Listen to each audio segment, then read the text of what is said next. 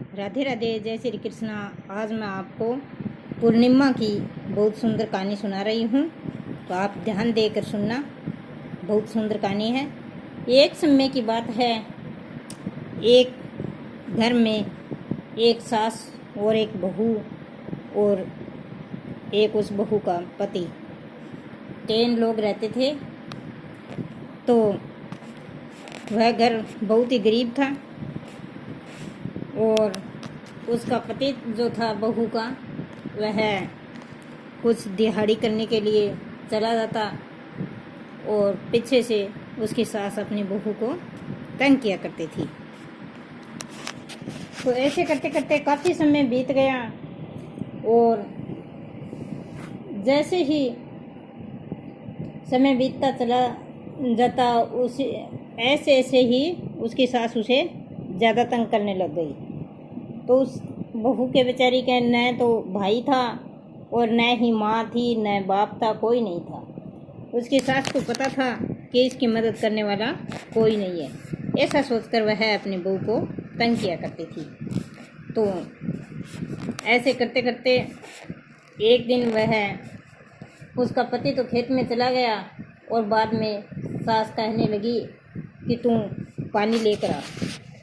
वह पानी का घड़ा भरने के लिए बाहर गई तो काफ़ी सारी औरतें जो थी वो मंदिर से आ रही थी। उन्हें देखकर वह पूछने लगी कि बहनों, आप इतनी सारी औरतें इकट्ठी हो करके हाथ में पानी का लोटा लेकर के कहाँ जा रही हैं? तो औरतें कहने लगी कि हमारा आज पूर्णिमा का व्रत है, इसलिए हम भगवान के मंदिर जा रहे हैं, बजरंगबली के मंदिर जा रहे हैं और हमें वहाँ हनुमान जी की पूजा करके आएंगे। तो उसने पूछा कि बहन, पूर्णिमा का व्रत कैसे किया जाता है? तो उन्होंने सब बता दिया कि सुबह से भोजन नहीं करना है और अगर आप चाहो तो दोपहर में खाना खा सकते हो भगवान की पूजा करके, या फिर आप शाम को भी भोजन खा सकते हो। एक समय आप खाना खा सकते हो अगर आप व्रत करना चाहते हो तो उसने ये भी पूछा कि पूर्णिमा का व्रत करने से क्या पुण्य मिलता है? तभी औरतें कहने लगी कि अरे बहन, तुम्हें ये भी नहीं पता कि पूर्णिमा का व्रत करने से क्या फल मिलता है? पूर्णिमा का व्रत करने से तो सभी संकट दूर होते हैं। अगर हम सच्चे मन से पूर्णिमा का व्रत करते हैं तो उसके सभी कष्ट मिट जाते हैं। तो इतना सुनते ही उसकी आंखों में आंसू आ गए। तो बहनों ने पूछा, बहन तुम्हें क्या दुख है? तो कहने लगी कि बहनों, मुझे और कोई दुख नहीं है, मुझे अभी तक कोई संतान नहीं हुई है।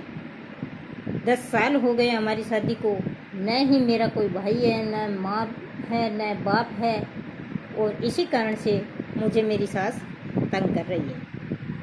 तब उन्होंने कहा, तब तो तुझे पूर्णिमा का व्रत जरूर करना चाहिए। तो उसने उसी दिन से संकल्प ले लिया कि आज के बाद मैं भी पूर्णिमा का व्रत करूँगी। और वह जब जल भरकर वापस घर आई तो सास ने कहा कि आज इतनी देर कहाँ लगा कर आई है?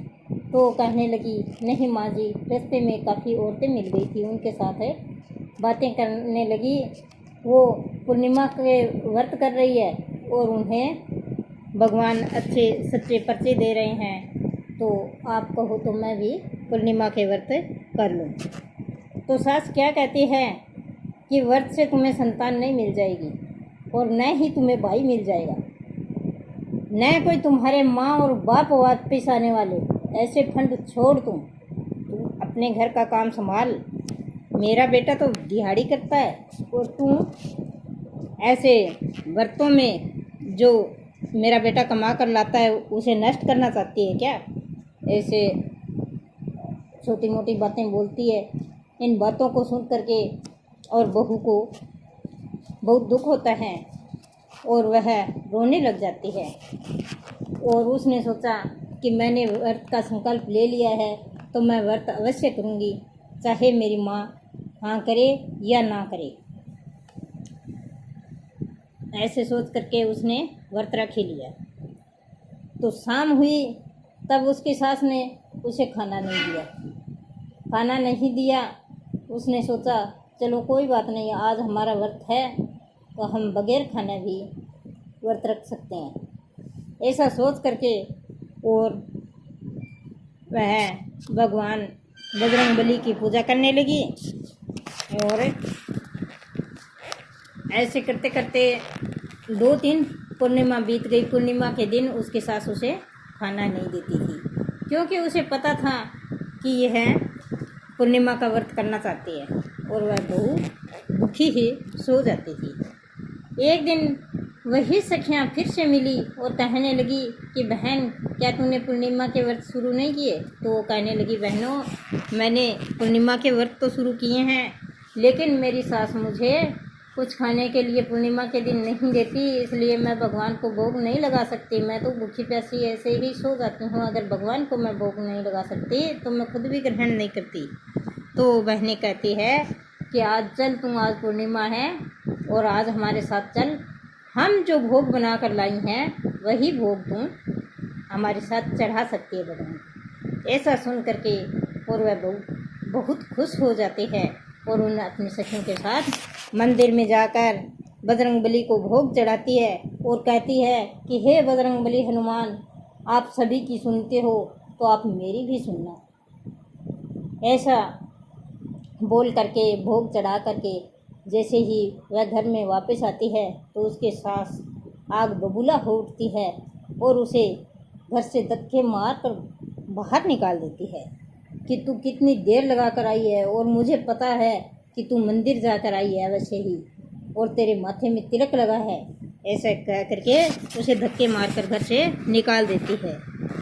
और वह जैसे ही घर से निकलने के बाद थोड़ी दूर चल के बैठ कर रोने लगती है, और जैसे ही रोते रोते थोड़ी देर हो चुकी है तभी वहाँ एक बूढ़ी औरत आती है और उससे क्या कहती है कि बेटी, तुम कौन हो और यहाँ क्यों रो रही हो, और क्या परेशानी है तुझे, मुझे सब बात बताओ।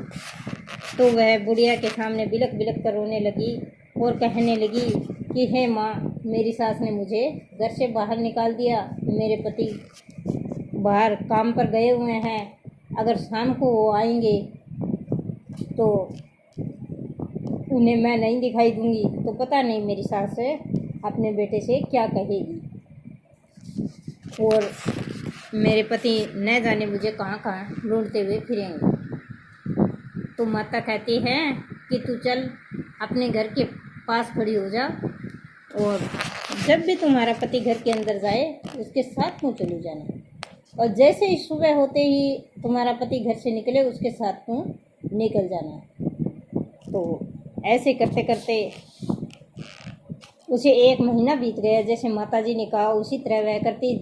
जिस समय उसका पति घर से बाहर निकलता उसी समय वह बाहर निकल जाती, और शाम को जब उसका पति आता तो वह घर आ जाती, और दिन भर कहीं काम करके वह अपना खाना पानी कमा लेती। 1 महीना बीत गया। उसके बाद उसकी सास ने अपने बेटे से कहा, बेटा, तुम्हारी बहू का पैर निकल गया है, अब ये बिगड़ गई है, पहले जैसी नहीं रही। तू सुबह काम पर चला जाता है और पीछे से तुम्हारी बहू भी तुम्हारे जाते ही घर से निकल जाती है, और पता नहीं ये कहाँ जाती है। तो ये बात सुनकर उसके पति को बहुत बुरा लगा। उसने पूछा तो उसने कुछ नहीं बताया। वो कहती है कि नहीं पतिदेव, मैं तो मंदिर ही जाती हूँ, कहीं नहीं जाती, या फिर मैं थोड़ी मोटी कोई दिहाड़ी करने के लिए जाती हूँ, ऐसे वो बता देती है। लेकिन उसके पति को विश्वास नहीं होता, और उसकी सास कहती है, नहीं बेटा, ये न तो मंदिर में जाती है न दिहाड़ी करने के लिए जाती है, ये पता नहीं कहाँ जाती है, ये कहीं गलत काम के लिए ही जाती है, अच्छे के लिए तो ये नहीं जाती। अगर अच्छे के लिए जाती तो या तो ये मुझे साथ ले करके जाती या मुझे बता कर जाती। तो उसका पति क्या करता है, उसको कमरे के अंदर बंद कर देता है और बाहर चला जाता है। उस दिन भी पूर्णिमा थी, तो पूर्णिमा का दिन था और उसकी सखियाँ आई उसे लेने के लिए। तो उसकी सास ने उन्हें गाली दे करके निकाल दिया कि हमारी बहू कहीं नहीं जाने वाली है। फिर एक छोटा सा बालक आता है और उसने उस कमरे को खोल दिया और बोला, माता जी आइए आप, बजरंगबली हनुमान के मंदिर में आपको आपकी बहनें बुला रही है। तो वह उस लड़के के साथ चली जाती है अपनी बहनों के पास और उनके साथ भोग चढ़ाती है। तभी यह देखकर उसके सास आश्चर्यचकित हो जाती है कि ऐसा क्या जादू है इस बहू में कि ये कमरा भी खुला पड़ा है, हमने तो इसको ताला लगाया था फिर भी ये कमरा खुला पड़ा है और बहू कमरे के अंदर नहीं है।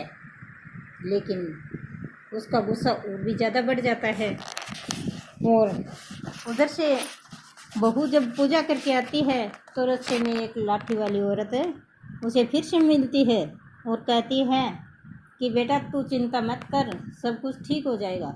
लेकिन वो कहती है कि माँ जी अब तो मुझे और भी परेशान कर दिया, मैं तो एक कमरे के अंदर बंद हो गई। तभी वो माँ जी कहती है कोई बात नहीं बेटा, सब कुछ ठीक हो जाएगा, तू घर चल। तभी उसका पति आता है तो वह भी देखता है कि कमरा खुला पड़ा हुआ है और उसकी पत्नी घर पर नहीं है। तो और वो बुढ़िया उसी के साथ आ रही है। तो वो कहता है कि कहाँ गई थी तू?